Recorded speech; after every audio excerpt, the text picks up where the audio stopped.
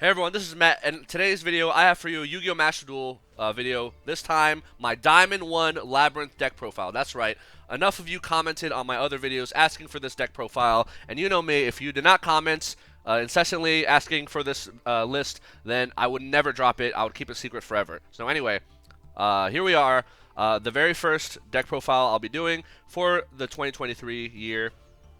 After my very first climb to Diamond 1 in Master Duel using this very set deck in this new year. So anyway, just like in my previous deck profiles I've been doing, I'm going to start off empty here, and I'm going to walk you through my thought process of building this deck.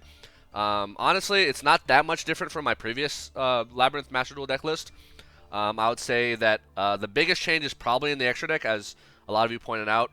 You can't run Lightning Chidori because you can't ever summon it. So yeah, I know, I'm aware. And a few changes in the main deck, but let's get into it. So first, let's do the Labrynth Core. So cards that are core to the Labrynth deck. So we are running 2 Lovelies, 3 Welcomes.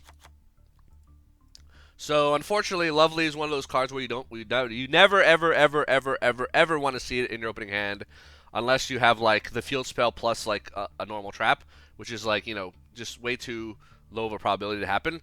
Unfortunately, we have to run 2 because she's the main boss monster. Once Lady Labrynth of the Silver Castle comes out, hopefully, within the next 3 to 6 months, maybe sooner than that, then we will be dropping Lovely down 1, and we'll be running the 3 ladies. So, yeah. So for now, we are running 2 copies of Lovely. She's your boss monster. For those of you who don't know what she does, let's read. It says your opponent cannot activate monster effects in response to the activation of your normal trap cards. This is very important. This basically makes your normal trap cards spell speed 3 for the purposes of interacting with your opponent's monsters. So if you have her on the field with like a Dogmatic Punishment, your opponent summons Baronne de Fleur. You use Punishment on Baronne, she cannot negate because if this is on the field. So yeah, people often forget that effect. It doesn't come up that often, but it's good to know that you have it. The other effects, you can use the following effects Lovely once per turn. First effect, you can target a normal trap on your graveyard, set it to your field, but it cannot be activated unless you control a fiend monster. So this makes her really, really powerful because you can just literally recur your normal trap cards, bring them back every turn, and use them again. You can recycle your virus. You can recycle punishment, right? Punishment usually, with thanks to Entis, will trade one for 2 almost every turn, right? And then the last effect says, if another monster leaves the field by your normal trap effect, except during damage step, you can destroy 1 card in your opponent's hand at random or their field. If you discard on your field, you choose. So, yeah, a non-targeting pop of a card in the hand or field. This effect is really, really good. This enhances the abilities of all your normal traps, so all of them basically remove 1 additional card on top of what they already removed. So I just mentioned how Dogmatic Punishment typically trades 1 for 2. Thanks to Lovely's ability, it will trade 1 for 3, right? So Punishment will take out a monster. And then Entis will take out a card, and then Lovely will take out a card on their field or hand. So yeah. So this is like the core of what makes Labrynth like the best trap deck now. Over Eldritch, over Trap Tricks, over anything. Like just the fact that any normal traps have this interaction, right? It doesn't have to be archetype specific. One of the limitations of Eldritch was that you can use any trap or spell to send this to the graveyard, to remove a card, or to revive itself. But then the actual engine of like produce a generating card advantage was limited to the archetype specific cards. So yeah, that's why Eldritch eventually got power crept. But yeah, and then Welcome Labrynth says special summon 1 Labrynth monster from your deck. Also, until the end of next turn after this card resolves, you're locked in the Fiend monsters. And it says if a monster leaves the field by your normal trap effect while this card is in your graveyard, except the turn it was sent there, you can set this card. So basically, this card recycles itself as long as on a subsequent turn, you remove a monster from the field using a normal trap, either side of the field, by the way, and that's the same with Lovely. So sometimes you want to remove your own monsters. You don't have to always remove your opponents. If your opponents don't have monsters to remove, sometimes you remove your own monsters to trigger these effects, and it's usually worth it. All right, so the only other Labrynth cards we're playing is the Field Spell and Ariana. So we're gonna run 2 copies of the Field Spell. This card is kind of bricky. I would say. Once Lady comes out, we're probably going to drop this down to 1. The reason being because so you kind of need this field spell to help you summon Lovely, or it's one of the ways that can help you summon Lovely or get Lovely back on the field, right? Whereas Lady special summons herself like for free, right? And another thing is Lady can set normal traps from the deck, which means you can literally search Metaverse and go into your field spell. Whereas we can't do that right now, and Metaverse is at 1, unfortunately, in Master Duel. Konami, put Metaverse at 3 in Master Duel. There's literally 0 reason for it to be at 1. Anyway, so we are running 2 copies of the field spell. You never want to see more than 1 of these in your hand. Yeah, and then we're actually running 2 copies of Ariana. That's right. So on my last deck profile, this is the biggest change. We were running 3 copies of Ariana, and I decided, you know what? I think 2 copies is enough. I can't stress you how many games I saw 2 copies in my opening hand. I'm just like, oh man, one of these is a brick, right? It's like we're a trap deck. We want every card in our hand to not be a brick and to be useful. So yeah, I dropped this down to 2, just to see what would happen, right? I've been playing Ariana at 2 in the TCG, and to great success recently. Granted, you know, in the TCG we have Lady, so we have more targets for Welcome Labrynth. And in fact, in OCG they have a big Welcome Labrynth, which allows you to summon your Labrynth monster from the graveyard. So in the OCG, you know, she's even less necessary to be at 3, right? So I actually decided, oh, let's see what happens if we play 2 of her. And honestly, I was not missing the 3rd copy at all. I never ran out of Welcome Labrynth targets. I always had at least 1 in hand. Okay, not always, like not every hand, but like I never had 2 in hand. That's the thing. I want to avoid having 2 of these girls in the hand, right? So let's read her effects. She's card normal summon, special summon. You can add a Labrynth card from your deck to your hand, except Ariana. Most of the time, you'll be adding Welcome Labrynth. Sometimes you'll add the field spell. You add the field spell if you opened Lovely in hand. If you did not open Lovely in hand, then you usually go Welcome Labrynth. And then it says, if another monster leaves the field by your normal trap effect, you can draw a card, then apply the following effect. From your hand, either special summon a fiend monster or set a spell trap. So basically, this is another way to get Lovely on the field from your hand. If you have Lovely in your hand and you remove a monster with a trap effect, you can use Ari's effect to draw a card and immediately special Lovely. So, yeah, she's very good. Most of the time, both Ariana and Lovely trigger together.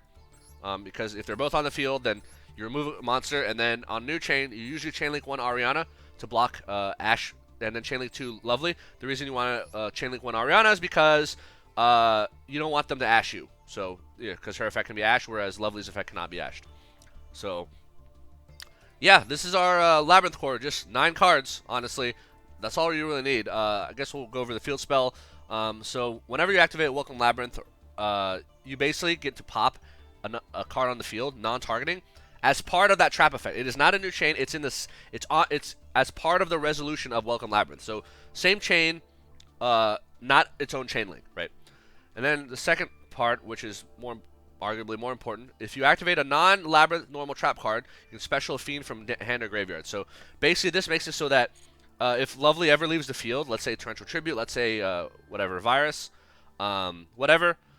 You can literally revive Lovely from the graveyard immediately, right? Once per turn, obviously. But, yeah, so that's our Labrynth Core. That's all we need.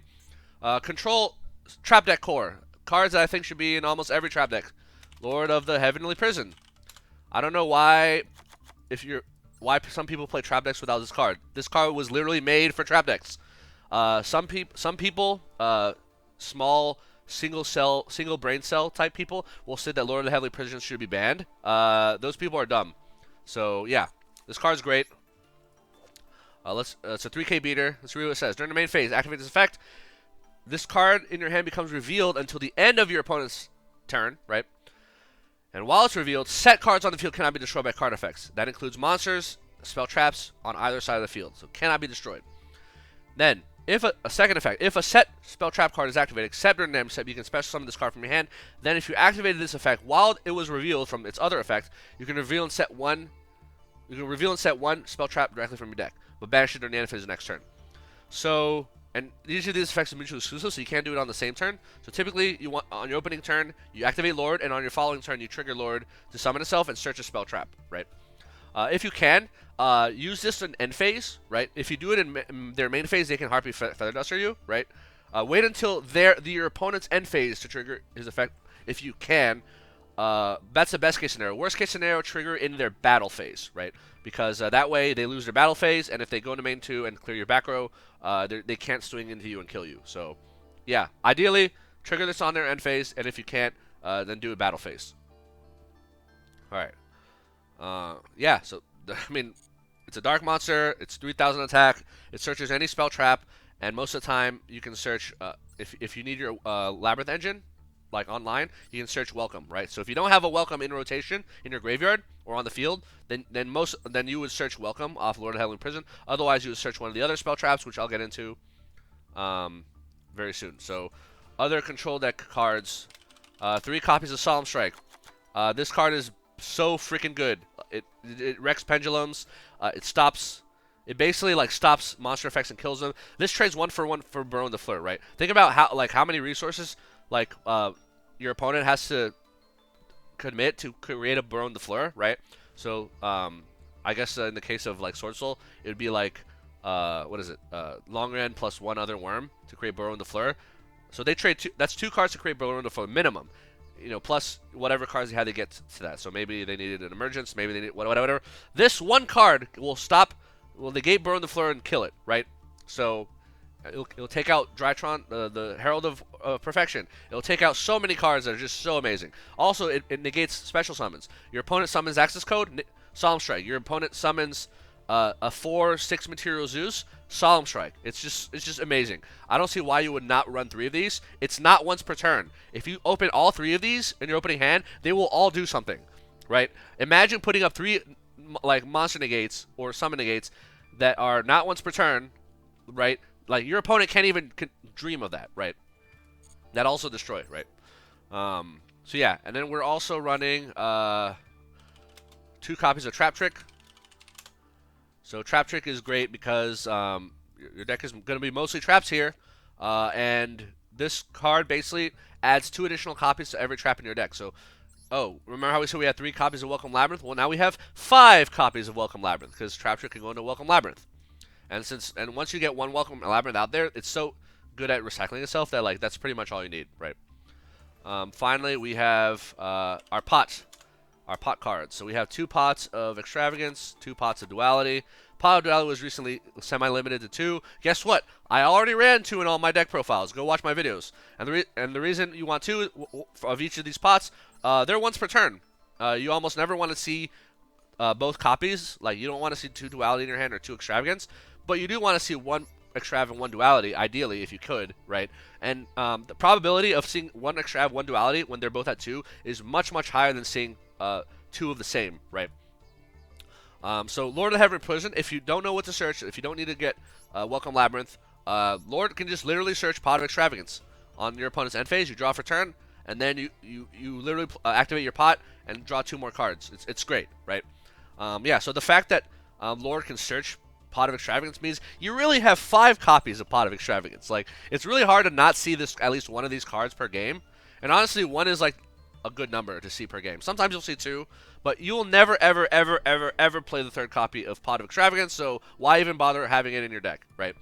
So yeah, most games you will see and resolve this card once, either via Lord or just hard drawing it. Alright, so that is the Trap Deck Core. Every card from here on out is theoretically or technically optional. You don't have to run it if you're building a trap deck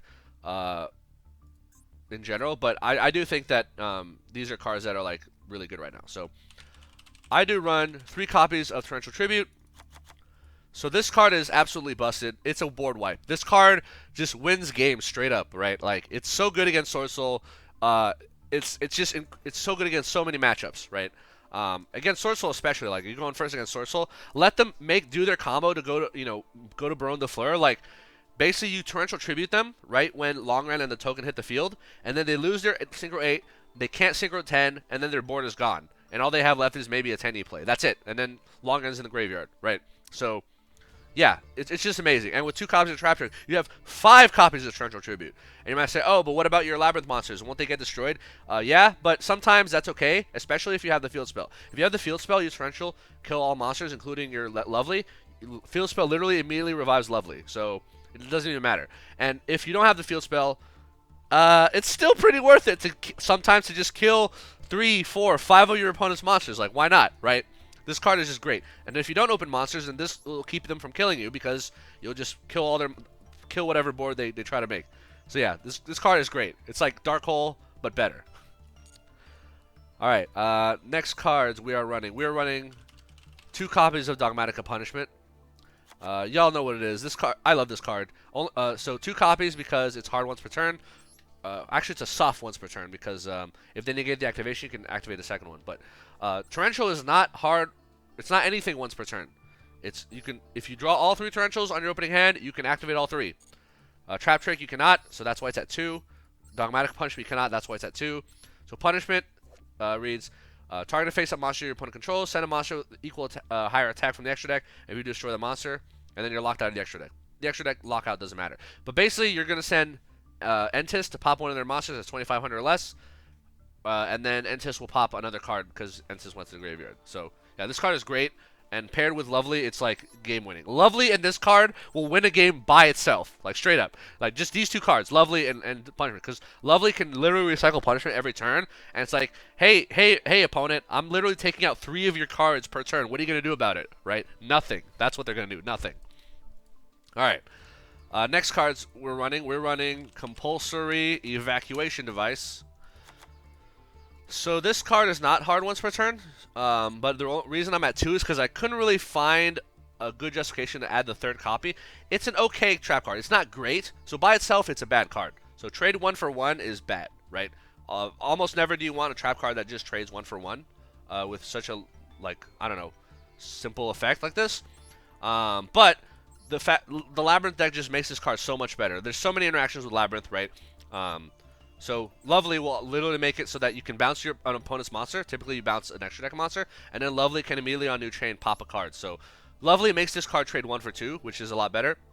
Also, sometimes you have to add a monster that can't be destroyed, like Sword Soul Changing, maybe Arch Nemesis Protoss, maybe one of the Branded Despia fusions because they're protected by branding and opening. Or maybe you just don't want to kill Mirror Jade because you don't want them to Raigeki your field, so then you just bounce it back to the extra deck. There's a lot of applications.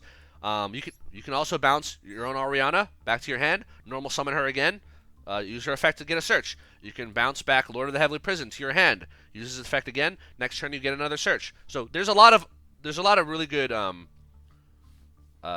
interactions. And since this is a normal trap, we really have 4 copies thanks to Trap Trick. So yeah, this card's great. Alright, next we are running Eradicator Epidemic Virus. So this card is still going to be a 2 of because I'm not going to lie, I was expecting to see less Runic after, well, I guess, you know, I mean, Power Duality got semi-limited, which is a slight hit to Runic. By the way, when I say Runic, I mean pure Runic. So if you're triggered when I say Runic, you're like, oh, but what about Invoked Runic or whatever Runic? No, I'm just talking pure Runic, okay? But even against, like, hybrid Runics, this is great, right? Yeah, this is game winning. You resolve this against Runic players, you call spells, you win the game. You resolve this against Sky Striker players, you call spells, you win the game. You resolve this against Branded Despia players, assuming they've already used a Luber or don't have a Luber, you call spells, you win the game. So, yeah, like, this card is so good. Yeah, we are keeping it at 2 for now. When Lady comes out, we'll drop it to 1 probably. Yeah, so 2 copies of Virus or 2 Trap Trick means we have 4 copies of this card. And guess what, folks? So Virus can tribute Lord of the Heavenly Prison or Lovely. And guess what? Lord of the Heavenly Prison can set Virus. So literally on their end phase, you can trigger your Lord, summon Lord, search Virus, and on your draw phase, you can immediately Virus. And there's nothing they can do about it. Unless they have, like, Solemn Judgment or something. So, yeah, this is great. Interactions. Yeah, Labrynth mirror matchups. If you resolve this before your opponent and call traps, you win. Matchup is against Eldritch or Trap Tricks. Call traps, you win, right? Like, yeah, this card is still justifiably should be at 2. And if you have the Labrynth field spell and you tribute Lovely to activate this, you can literally revive Lovely. And one thing that's hilarious is, like, Virus is a way for you to dodge Imperm. So let's say, like, you have field spell, Lovely, Virus set, right? You manage to trigger Lovely's effect. You're about to pop a card your opponent controls. They chain Impermanence. You chain Virus to get Lovely off the field so that Imperm will not negate Lovely, and then you you call spells or traps, whatever their deck uses. Your Lovely effect goes through. You pop a card of theirs, and then the field spell on new chain will immediately revive Lovely. And then on the following turn, if you want, Lovely can take Virus and set it back on the field. Yeah, this is incredibly good. Like, right? Yeah. the amount of Runic and Sky Strikers or whatever that I've been seeing, I think you should definitely be running this card. Unless for some reason you're having a different ranked experience than me and you're not seeing those decks. Anyway. Alright, and finally, the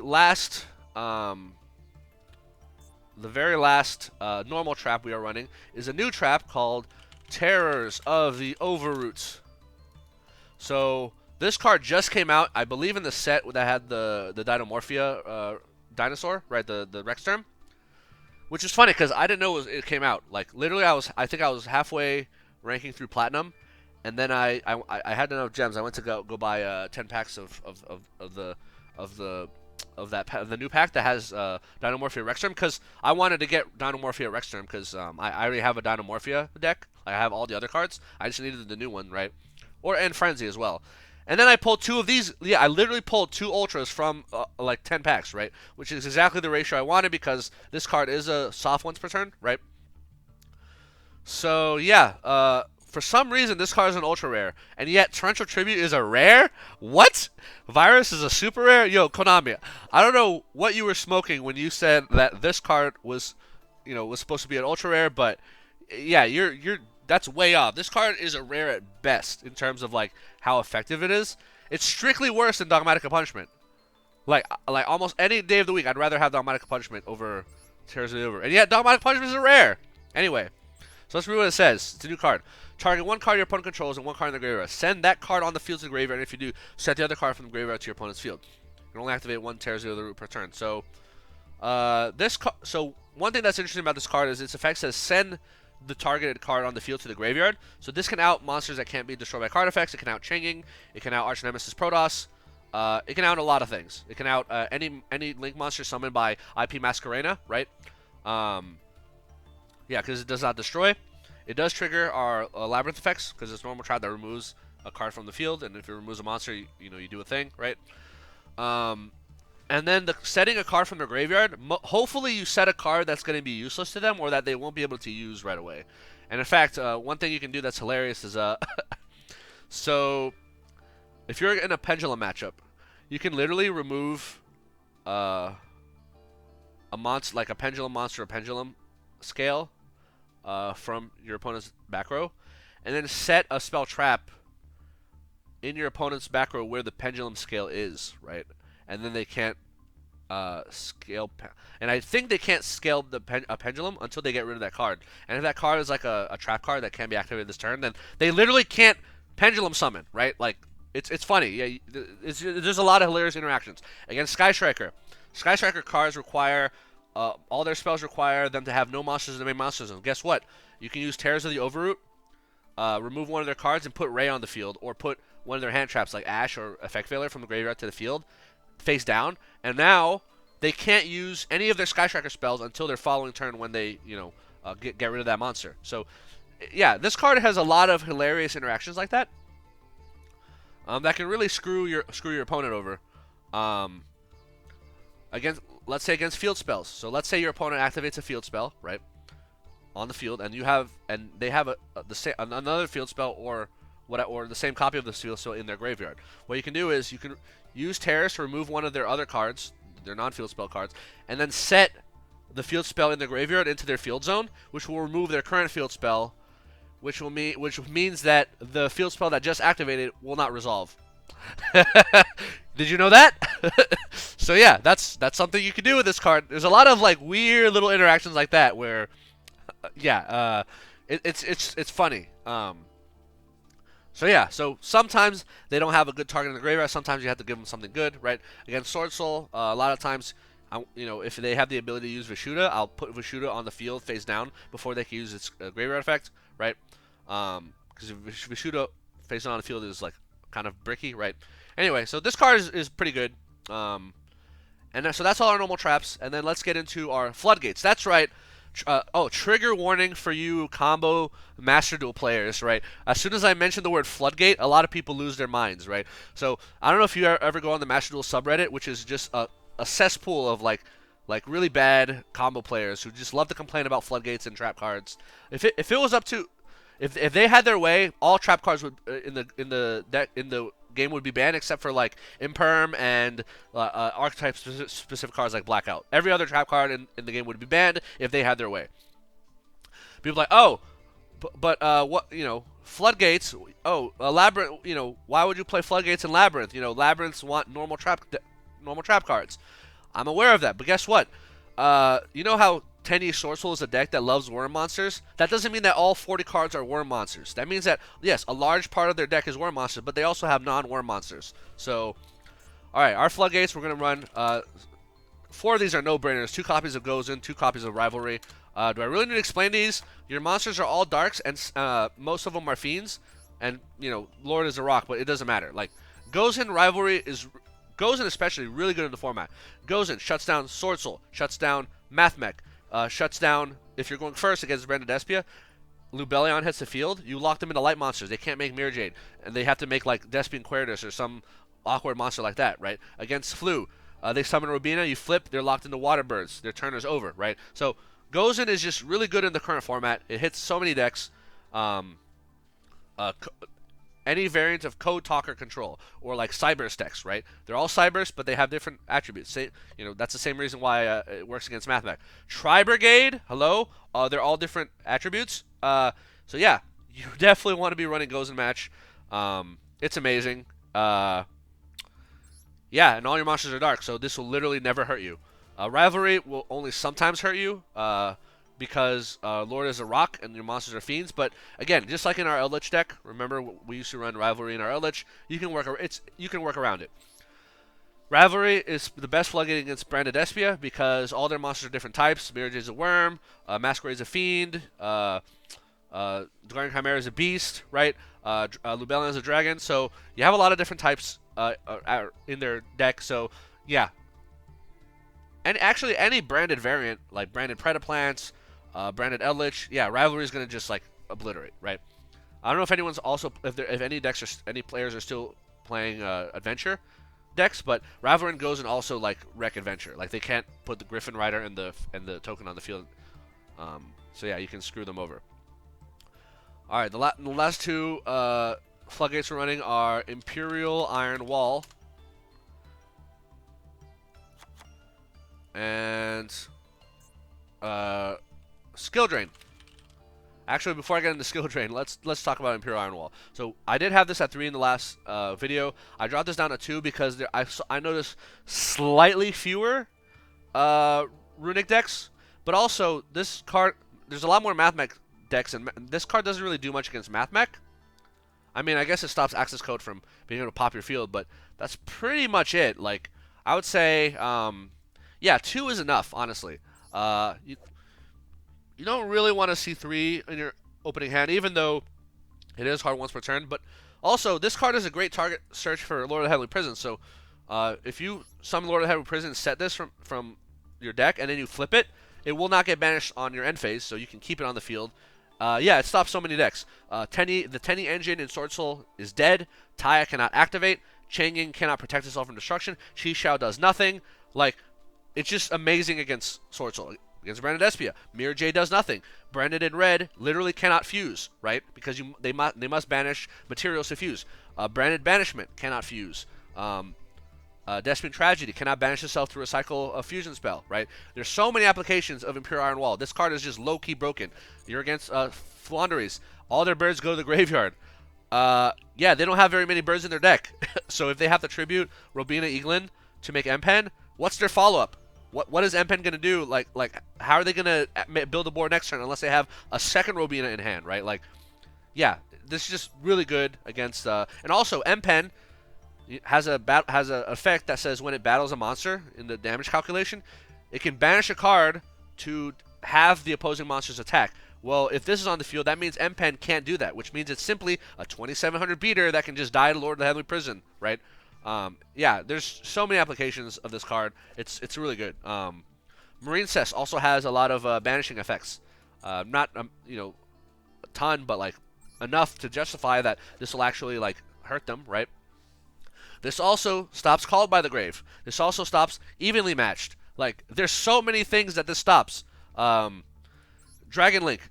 you as soon as they play Chaos Space, you flip this and their turn is over, right? Like what are they gonna do? They can't do their Chaos Dragons, right? They can't use Chaos Ruler. They can't use a lot of things, right? They can't use Safer in the graveyard. Yeah, if you're not playing this card, please play it, and trust me, you will not regret it. This will quickly become your favorite card. Only downside of this card is that it has anti-synergy with Pot of Extrav. You cannot play Extrav when this is face up because you need to banish for cost. And it has anti-synergy with Trap Trick because Trap Trick requires you to banish. So with Extrav, so here's the thing. Extrav you're most going to see on turn 1 anyway, and then this card will be flipped on turn 2 onwards. So usually that anti-synergy doesn't come out often. And then the other thing is that for Trap Trick, typically, so let's say you open your hand with Impure Iron Wall and Trap Trick. One thing you do is right before you need to flip Trap Trick, you can first flip Impure Iron Wall. So you can do Chainlink 1, Impure Iron Wall, Chainlink 2, Trap Trick, get your trap out, and then Iron Wall is active, right? So you can definitely play around it. It's not the end of the world. And finally, the last 2 cards and Floodgates we're playing is 2 copies of Skill Drain. Trigger warning! I know people hate this card. Master Duel combo players will tell you it should be banned. They'll also tell you Ravelry and Gozer should be banned, but they're idiots. They don't know what they're talking about. And also those combo splainers who like to say, oh well, Labrynth, is a deck that doesn't need to run Floodgates because it has normal traps. Yeah, it has normal trap, but that doesn't mean we don't run Floodgates. Yeah, Skill Drain is literally game winning. So during my climb, I did cut this for other cards. I tried Lava Golem. I tried to get out. I tried a lot of things, right?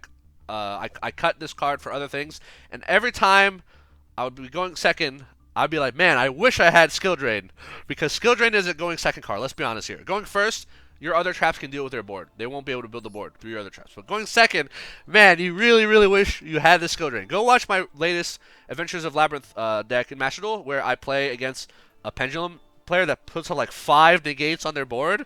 And yeah, this card is the reason why I'm able to win that game. It's way too good to justify. Like Lava Golem can't do enough. Lava Golem going first is a brick. Skill Drain going first or second is not a brick. It's great. And also, Lava Golem just doesn't... I mean, if you're against a really obnoxious, like... so I tried Lava Golem because, Sword Soul usually puts out 2 monsters. Branded Despia typically puts out 2 monsters. But yeah, but other decks, it depends. But, yeah, Skill Drain is so good. It's so good. Like, as soon as I put it back in, I immediately noticed an improvement. I'm like, wow, I can't believe I've been trying to climb this whole time without Skill Drain. This card is just too insanely cracked. So yeah, please run 2 Skill Drain. And then let's talk ratios and bricking real quick. So some people say, oh, too many Floodgates in my hand. Well, whatever. Let's do some quick math, shall we? All right. So we have what is this? 7 monsters in our deck. Okay. We have 1, 2, 3, 4, 5, 6, 7, 8 Floodgates, so continuous trap cards in our deck. We have 1, 2, 3, 4, 5, 6 spells, and 4 of those spells are spells that say replace this card with other cards, right? Because Duality literally replaces itself with another card in your deck, or like top 3, right? And then Extrav replaces itself with 2 cards in your deck, right? So if we do some math, let's say you have a 5-card opening hand. All right, let's do quick math. 40-card deck, we have 8 Floodgates. What is 8 divided by 40? That fraction is equivalent to 1 divided by 5, right? So that means of your 5 opening hand cards, one of them, on average, no, this is an average, okay? This is an expected value. You expect, based on these ratios of 8 Floodgates in a 40-card deck, you expect you to open 1 Floodgate in your opening hand. So 1 of your 5 opening hand cards will be a Floodgate. Hopefully, right? Maybe you get 0, maybe you get 2, but you're probably not going to get like 4 or 5 of them, right? Or even 3, right?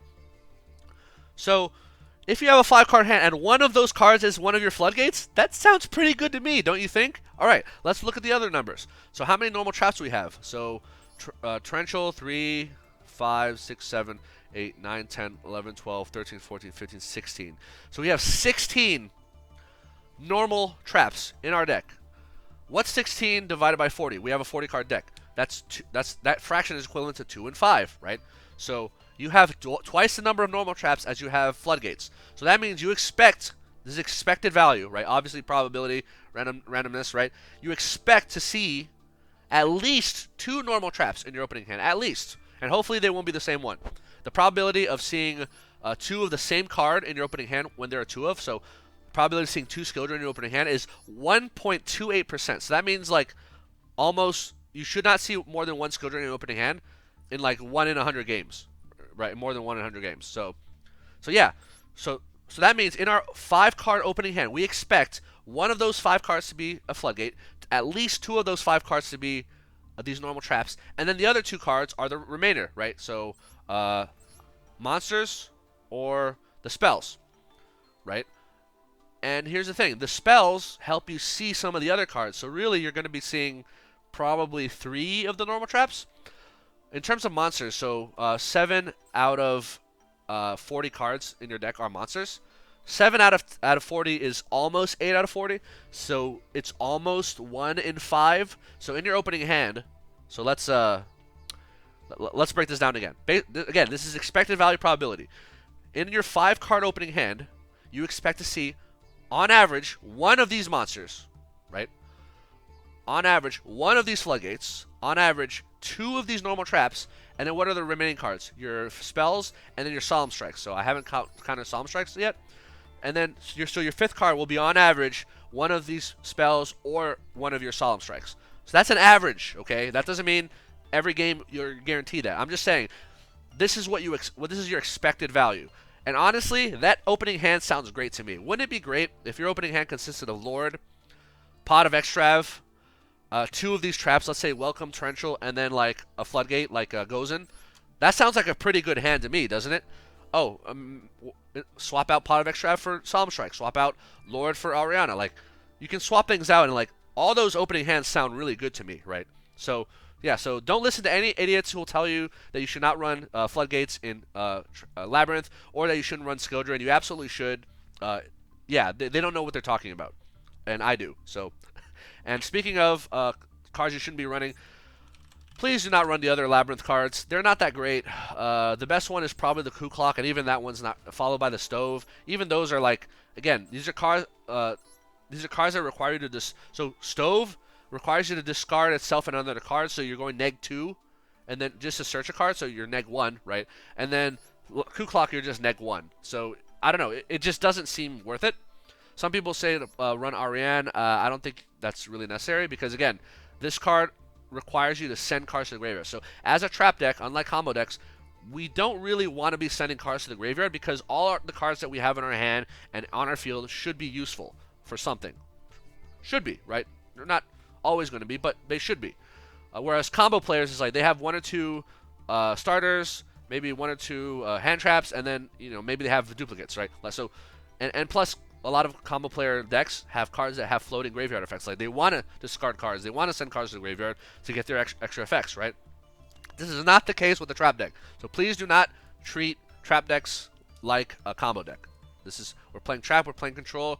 It is not the same mindset and deck building theory as with combo decks. All right, now our extra deck. This one is going to be less relevance because we almost never go into our extra deck, other than for Dogmatic Punishment. So speaking of Dogmatic Punishment, let's start with. We have 3 copies of Elder Entity and Tis, 1 copy of Cyframe Lord Omega. So these are our Dogmatic Punishment targets. So Entis allows you to send to pop 2 an additional card. Omega is good because it's more than 2,500, but also you can, when it's in the graveyard on your following turn, you can literally like bounce this card and another card in the graveyard back into your deck. So back into the deck. And this is important because let's say you can do this against your opponent's cards. Like maybe they have DPE in the graveyard, you can bounce CP back, or maybe you have Lovely and you're recycling Dogmatic Punishment every turn. Guess what? Omega can put Entis back into the deck, so you have an additional copy of Entis.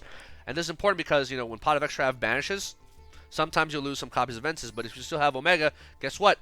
You can bounce back one of your Entises that you sent in a previous turn. So yeah, this card's really good. I did cut Wind Pegasus. I never had a situation where I thought it would come up, and Wind Pegasus is a little too low attack to justify, because like most of the decks playing right now, Brand Despia, Sword Soul, whatever.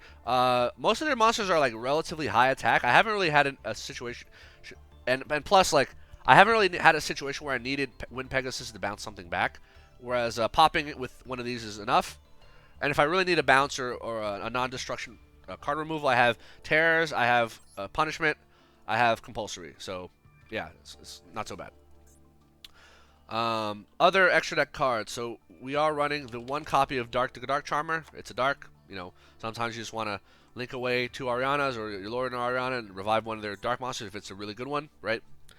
We are running the Zodiac Zeus package. So we're running one copy of Zodiac Chakanine, one copy of Borbo, and then of course Divine Arsenal Zeus.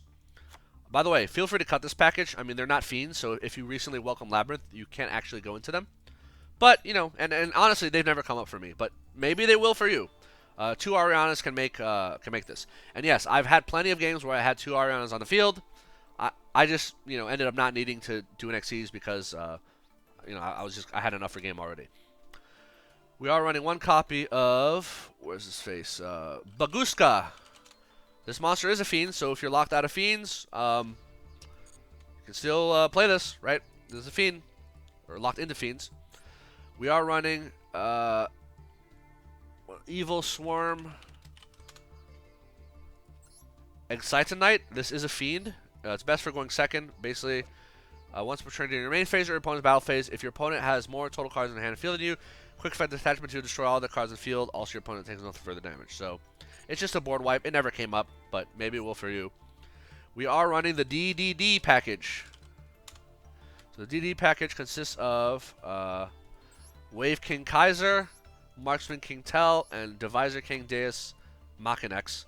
So basically, 2 Arianas can link, or sorry, not link, exceeds into Wave King Kaiser. You can rank up into Marksman King Tel, and then you can rank up again into Divisor King. Divisor King is the 3K beater. Which is really good because its effect says once per chain, when a monster card your opponent controls activates its effect, attach 2 materials, and if you do, attach that opponent's monster to this card as a material. So basically, it's another way to remove monsters from your opponent's field without destroying, right? And also, it can chain to monster effects. So it's a pretty good package. It never came up for me, but it might for you. And then the last package I'm running is one copy of Raiders Knights and one copy of Ark Rebellion. So Raiders Knights is Xyz comprised of 2 warriors. So obviously if you're locked out of fiends, you can't use this. The effect doesn't really matter, but mainly what you want to do is use it to link up from into this guy.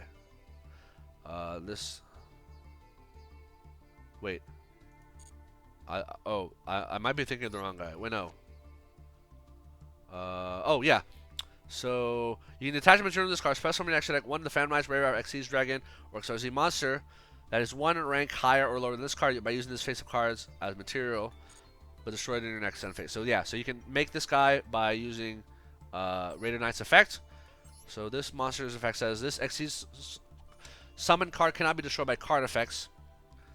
You can detach 1 material from this card. This card gains attack equal to the total original attack all other monsters on the field. So this is one way to make a really big beater to swing over a big monster.